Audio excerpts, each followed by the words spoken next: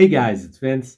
Today in this video, we are going to take a look at some engineering in progress because many of you have asked for more build videos. You want to see what I've been working on. Well, of course, I'm not idle. And of course, you can see I'm holding a G540 in my hand. And the reason I am is because it all started with this, guys. This is the drive that I've really recommended forever just due to its simplicity. It's an integrated drive in that it has a breakout board inside its little 5-inch box. It's got 4 drives inside of this. So everything is done essentially within this box and making everything as simple as possible for the end user. And this drive can control the majority of systems out there with only a few limitations. Now I'm going to paint you a picture of what the future holds when we take a drive simplicity of this and take and amplify it to a drive that could support up to 9 amps per drive. And that means per 4-axis drive. Take and make communication done through Ethernet. Take and allow all switch ports as well as all motor ports as well as VFD integration to be taken into the integrated drive as well. And also build in its own power supply with braking module, all within the single drive itself, along with relays for our spindle. This is the system I've been working on. And this is probably the simplest system you will ever find in terms of how it's going to be wired. You can see all of my GX16 5-pin connectors, and these are for our motors. And this is everything I've been discussing in our videos. The 5th pin is, of course, allocated to our shield drain. Well, we can see the back of the enclosure here. And just so everybody is aware, the enclosure is only a 16 by 16 by 5-inch high enclosure. We've got a UC400 Ethernet controller right here. We've got our push-pull configuration, my cyclonic fan action. But overall, what we also have here is VFD integration. And we also have here switch integration. And we have up to, once again, 4 switches. Now, what makes this system so unique is this module right here. And you can see this is the SMCU, and this is straight out of Europe from Serbia. And this drive actually has 4 individual drives in modular format, along with its own built-in power supply distribution module. Now, this power supply distribution module is extremely unique in that we are actually working with MST 109 drives. These drives actually can go up to 60 volts. We're only going to run them at 48 because that would be optimal for what we're doing for about 98% of the systems. This power supply board actually has the motor braking system. It uses 2 galvanically isolated power supply sources, and the first one, of course, is to power the drives themselves. The second power supply source is to power the integrated breakout board for logic. You can see here we have our relays integrated for our spindle if we do decide to use coolant as well. Most of you guys would typically not worry about coolant as much as worrying about actually cycling the spindle on and off. That's built into this system as well. I want you to keep in mind what you're looking at in terms of power, resolution, and lack of labor. This is the entire system laid out. Now what I'm doing, I've already got the 5-pin and 5-pin and 3-pin GX16s already laid out here, once again for our motor integration. And I'm going to cover real quick, in practical terms, how this system will be hooked up. And again, we can see power supply here is my new Rev 2 model.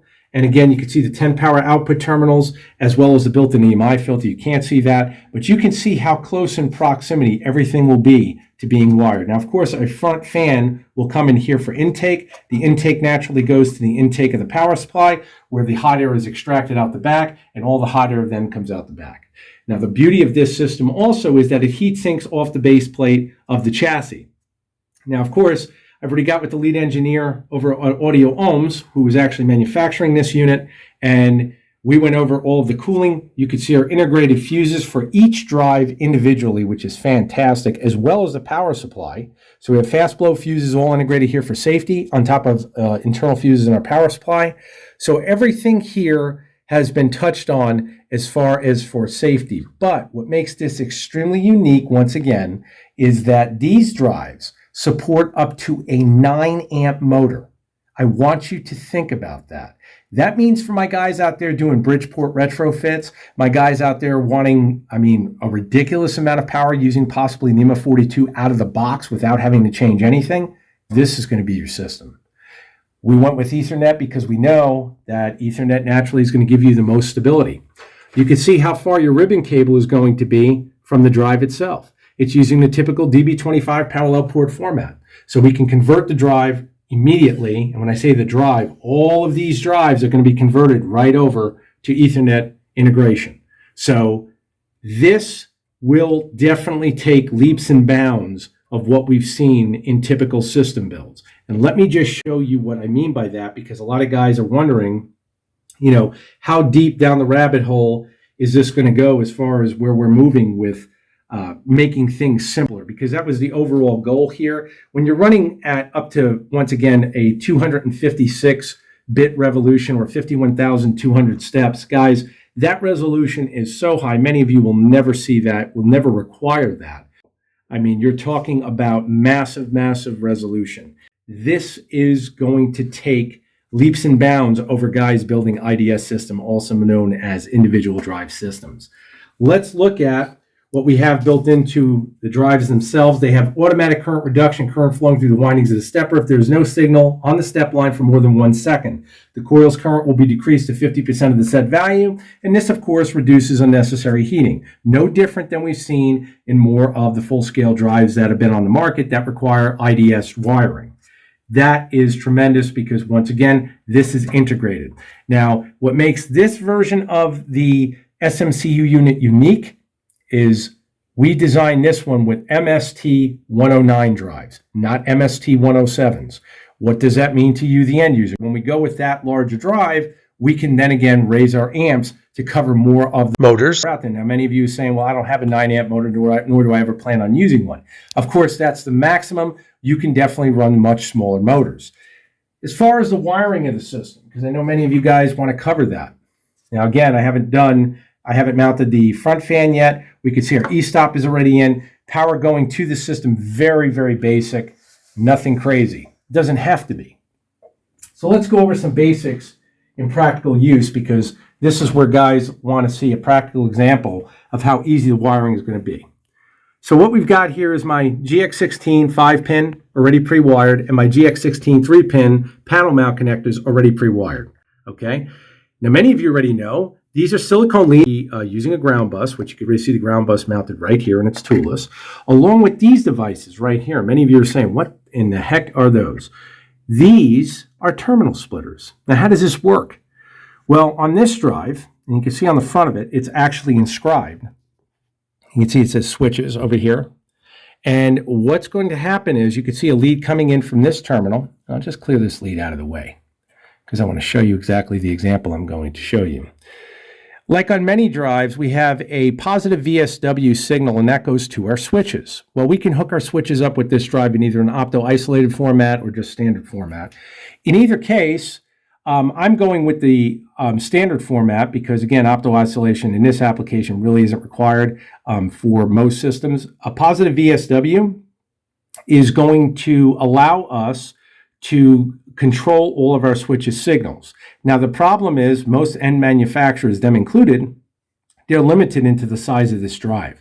That's why many of you encounter where you have a terminal right here where it's only one lead, and yet it's supposed to be run to all the switches. Well, that's impossible to do without daisy chaining, because most of you look at that, like many of those content creators videos, and say, well, I've got to connect one switch after one switch after one switch. It just gets crazy. Well, with this terminal splitter, how this works, I'm just going to pull this out of the way because this is an example I'm going to show you in a minute.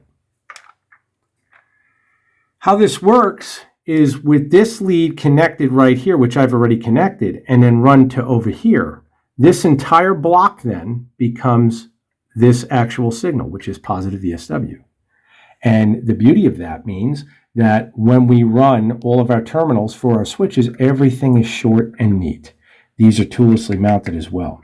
You also have two inputs on the top if you decide to use those, but these right here allow for power distribution in terms of signals in whichever format you want. Now, again, I would not use these for high power distribution. These are for low voltage. And I'll say that again, they're only used for low voltage. You want to use something like my AC terminal splitter if you're using higher voltage applications. But for low voltage signals, this is ideal.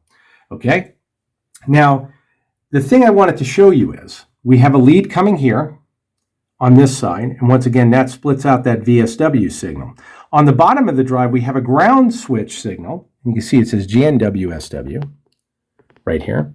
And we broke out that to the opposite end, which does the exact same thing. So this isolates one, and this isolates the other to split out those terminals so clean and neat.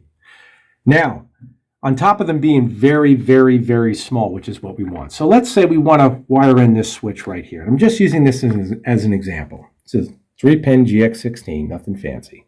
And it's pre-wired. So what we would do is we would come over here, and again, the blue lead, these are already pre-wired and they just have not been wired yet. The blue lead would come over here to this terminal block, and you just measure it, and then you're going to trim it. And when you trim it, you want to trim it long enough to naturally go within here, and this is an arbitrary switch location. It'd be switch 4, whatever switch we want to put it on. Once that's done, you're going to then take the red lead, and you're going to just come over here. That red lead comes right back down here. So you can see just how fast that is to do. And I want you to pay close attention to the distance. Here's a ferrite that's installed. Look at the distance from this entry into the back plate to the terminal splitter to the drive itself. There is no other system that usually is able to do that, because when we're dealing with an IDS system or individual drive system, you have wiring and cabling done all over the place. I know that because I've worked on them for years. So doing it in this format, allowing something this small, means that essentially you're having no noise, because with the passive filtration here with the ferrite, everything is clean. Now, you'll notice I only did 2 leads. And you can naturally put in the ground lead if you want, but that's unnecessary, because the ground lead technically is not doing anything but going to dissipate EMI right here. And you could see just how fast, when this is all cut, everything will be wired. It's that simple. So that is exactly what I've been working on. Okay, I want to show you guys something that comes up a lot when guys ask me about general grounding questions. If your power supply is set up correctly, your ground on the power supply, and that means your actual ground terminal coming in from the outlet, that will naturally ground out the power supply's enclosure, and therefore when the enclosure of the power supply is mounted to your chassis, that will ground out your chassis. Let me show you what I mean. We've got the Fluke 179 True RMS multimeter right here. I'm going to go over, we got tone. I'm going to come over here, come up to the ground on the power supply. Wherever I touch, ground bus, look at the ohms rating. Yeah.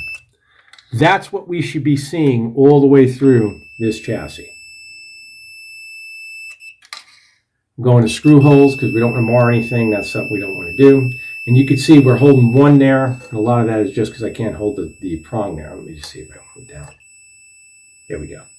So again, all of this is very, very important to check for if you haven't done this on your own enclosure. Check and see if you have proper ohms rating on your ground, and that also means from your power supply. This is something I've told all of you guys to go over in great detail. Pay attention. Your power supply should have that ground terminal right here always grounded, and that also means naturally if you have tone on your enclosure, that means it's getting it from the power supply, as it's not plugged into the wall, but the enclosure of the power supply, you can see, is right to 0. So we're going. Okay? So it's very, very easy to ground a system properly when it's thought out and when it's understood. So you guys don't have to go and, chase your tail and try to figure, how do I ground everything? Is it right? Is it not right? If the power supply is made correctly, its ground terminal, once again, coming in from the wall, is set up so that it grounds out the exterior enclosure of the power supply. Once you mount the power supply to your metal enclosure, and you see how important using a metal enclosure is, it will ground out the rest of the subsystem.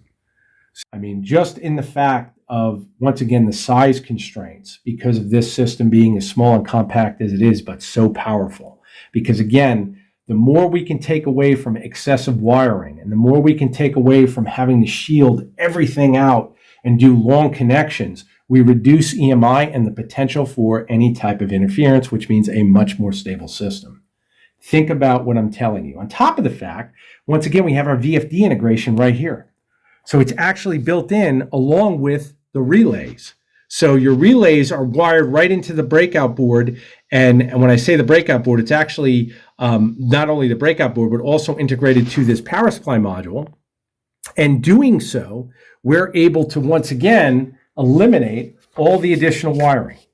Power supply module can be replaced if required as a separate unit, the PSB1. And in this unit right here, we've got the relays already integrated. So the motherboard itself has these relays. It makes everything that much faster for you, the end user, trying to wire it. I've had that request for years. Why are you always separating relays? Can't we do something with the 540 to make it more integrated?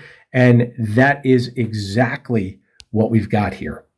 And as this system gets complete, because once again, I just got the enclosure basically suited for this design. You can see everything is now coming to fruition as far as mounting. Right now, just to give you an idea, because again, more practical sense of seeing a system come to life is always going to be more helpful, I feel, to many of you. So let's look at what we have here in labor, because many guys are going to ask me and have asked me, why is it so expensive to build an IDS system? And that's a good question. Let's look at this. So each of these pins, I'm just showing you two of them because we've got our dust covers on. We've got 5 pins here, and these are allocated for our motors. So we have 5, 5, 5, and 5. So 5 times 4 is 20 leads right there. Then over here, we also have another 5. So 5 times 5 is 25 leads. Plus, we have the additional 3 leads for each of our switches over here. So when you look at that, you're looking at an abundance of work, and all of these leads typically would require the end user to solder everything. And not only solder everything, but then, of course, filter it in some capacity, whether it be double shielded cable or ferrites. Once again, coming over here, keeping all of our distances short allow us to use ferrites optimally. That means you don't have to get crazy with all of the double shielded cable. Working with double shielded cable is not easy. I know that. I've explained that many times. And of course, look at how short the distance is to a ground bus. So again, EMI dissipation is virtually instant when the cables plug in. Now, this system is built to designed around using my already pre-built double shielded motor cables in 18 gauge format. So these are plug and play design. Basically plug them in. Once the ground is attached here, it'll dissipate all your potential EMI to ground, and then you'll be set to go. So once again, you plug the cable in for your motor. These are designed that once the cable is plugged in, you will have all of your EMI mitigation done right here to the ground bus where it can be dissipated. And we're looking at a lead literally about maybe 5.5 to 6 inches distance from the back plate. That's where, again, the engineering takes time. That's why a lot of guys have been asking me, how come you haven't been doing so many build videos? This is what I've been working on. This is a very, very unique design. And once again, it is an amazing format for the guys that want something super easy and simple to work with. And once it's fully wired, you'll see the difference as it comes together because, again, most of these leads, you can see how long they are, and all they've got to do is be cut. Now, next question I know many guys are going to ask me is, being you're using all your own components, and you're doing this all in a pre-wired format in the sense that these just need to be cut, yes, I will be selling this in a bare bones format. Now think about what I'm telling you. Think about how fast you can build this. And just so you guys know, these are plugs. So these connectors all come out. So you can wire this like this, get your lengths, plug it back in, you're done. There's your motor connectors. Okay? So looking at this, now I'm going to tell you, do your due diligence, go on the market and see if there's anything that encompasses all of this in an integrated drive. It doesn't exist. I can tell you right now. So seeing this come together into fruition, it just shows how easy it is. I know many guys are into Masso and all these other units that are coming out. And while they're trying to integrate control to some degree, you still have to build a controller. That's where this comes in, because this will support virtually everything that I can think of on the market that would require automation in terms of size. You have the gamut of motor sizes up to 9 amps. So as this unit becomes, once again, more and more complete, I'll do follow-up videos. Once again, cooling system here. We've got the rear cooling fan already mounted toollessly. We've got our metal fan filter, and you can see our metal fan guard. And once again, metal fan filter has to be used because, again, we want these fan filters to last forever for our clients, on top of the fact they allow maximum airflow. Now, that being said, any fan filter you use on a fan, you must encompass the fact that your airflow will be restricted somewhat. And that's just normal because our intake is going to be restricted, not near as much as a foam filter. That's why I prefer using these. I also like the toolless format because when you got to clean the fan, it's much easier. Most of my clients clean their fans. I hope many of you do, and I highly recommend doing it if you're using a system on a frequent basis, at least once every 2 weeks. But once again, any questions that come regarding the system, I will do my best to answer. Once again, the shop right now has been very, very busy, but this shows that I'm not sleeping. I'm certainly listening to everything everybody is saying. And again, I want a system that many of you will never exceed. And that is something that I know you want to make an investment. It's not cheap, but I'm going to tell you right now, it'll take you to whatever level you want to go to. You know, I look at it this way. You pay on the front end to trickle down. I make my money first, then you make your money. That's the way it should be. And that's the way all engineering is. So looking at this, once again, I'll just turn it around. And you can see, and just so I cover this because I haven't discussed it yet. Now, this is why I like working with silicone leads. You just move them out of the way. So you can see here, we have another distribution. And once again, this terminal splitter, and we have one on each side, is going to be for the secondary power supply. And I'm working on that right now. So right now I'm working on that as far as getting the 24-volt situation figured out. And then this will split our power. And why am I putting this in? Well, I'm putting it in because many of you guys want to use proximity switches that require, once again, voltage. So I want to give you that option. So I've already put it in the system rather than you need it or not want it. It's there. You can do it. Everything is toollessly mounted and everything is clean. And that is exactly where we're going with this. And you also notice all our connectors are insulated. And I state that because I've discussed this in previous videos too. I practice what I preach, guys. There's a lot of work here, but it's worth it because I know what this means to many of you. Many of you have requested a more robust system in terms of power. This is very, very powerful in the fact that it's totally integrated. Just think of all those videos where a 4-axis system has been built with individual drives and look at how compact this is. That is amazing.